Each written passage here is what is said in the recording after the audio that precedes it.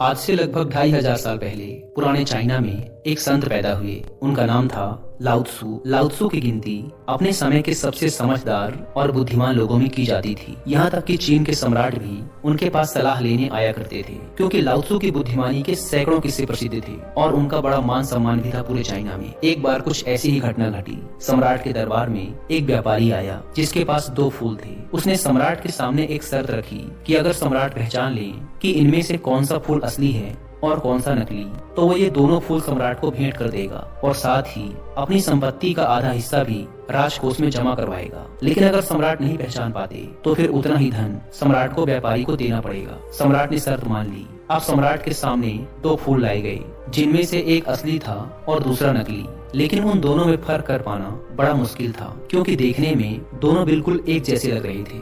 जिस कारीगर ने उस नकली फूल को बनाया था वह इतना कुशल था कि उसने इतनी बारीकी से असली फूल की नकल की थी कि दोनों में फर्क ढूंढ पाना बड़ा मुश्किल हो रहा था। अब सम्राट उलझन में पड़ गए और जैसे ही सम्राट संकट में पड़े उन्हें याद आई लाओ त्सु की। लाओ त्सु को बुलावा भेजा गया। क्योंकि लाओ त्सु की समझदारी के किस्से बड़े मशहूर थे, इसीलिए व्यापारी भी थोड़ा सा घबरा गया। हालांकि वह लाओ त्सु से कभी मिला नहीं था, लेकिन उसने उनके बारे में सुना बहुत था कि लाओ त्सु बहुत ही बुद्धिमान व्यक्ति हैं। लाओ त्सु तक संदेशवाहक ने संदेश भेजा कि सम्राट एक दुविधा में फंस गए हैं। 2 फूलों में पहचान करनी है, लेकिन सम्राट पहचान नहीं पा रहे हैं। लाओ त्सु सम्राट के दरबार में पहुंचे। लाओ त्सु ने उन दोनों फूलों को बड़े ध्यान से देखा और उनमें फर्क पहचानने का प्रयास किया। लेकिन लाओ त्सु भी दुविधा में पड़ गए। वो भी थोड़ा परेशान हुए, भ्रमित हुए कि इनमें से कौन सा फूल असली है और कौन सा नकली, क्योंकि देखने में दोनों फूल हूबहू एक जैसे थे। लाओ त्सु को भी उनमें अंतर कर पाने में बड़ी मुश्किल हो रही थी। फिर लाओ त्सु ने व्यापारी से थोड़ा सा समय मांगा और वो टहलते हुए दरबार की खिड़की तक गए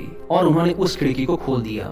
थोड़ी ही देर में बाहर से एक मधुमक्खी उड़ती हुई आई और वो जाकर उन दोनों फूलों में से एक के ऊपर बैठ गई। और यह देखकर लाओ त्सु के चेहरे पर एक हल्की सी मुस्कुराहट फैल गई। सम्राट समझ गए कि लाओ त्सु ने इस दुविधा का हल ढूंढ लिया है, असली फूल को पहचान लिया है। तभी लाओ त्सु ने कहा कि बाएं हाथ की तरफ रखा हुआ जो फूल है वो असली है और दाहिने हाथ की तरफ रखा हुआ फूल नकली है। व्यापारी बड़ा हैरान हुआ, क्योंकि वह भी कभी कभी बीच बीच में यह भूल जाता था कि कौन सा फूल असली है और कौन सा नकली। उसे भी याद रखने में बड़ी परेशानी होती थी। उसने आश्चर्यचकित होकर लाओ त्सु से पूछा कि आपने पहचाना कैसे? लाओ त्सु ने कहा कि मनुष्य की आंखों को धोखा दिया जा सकता है, लेकिन इस प्रकृति को, ताओ को धोखा नहीं दिया जा सकता। प्रकृति को लाओ त्सु ताओ कहा करते थे। इन फूलों को देखकर इंसान भले ही अपनी आंखों के कारण धोखे में पड़ जाए, लेकिन एक मधुमक्खी को धोखा नहीं दिया जा सकता। मधुमक्खी आकर हमेशा एक असली फूल पर ही बैठेगी। तो यह थी एक छोटी सी कहानी लाओ त्सु की बुद्धिमत्ता के बारे में। यह कहानी हमें सिखाती है कि अगर हम ध्यान दें तो हमारे आसपास ही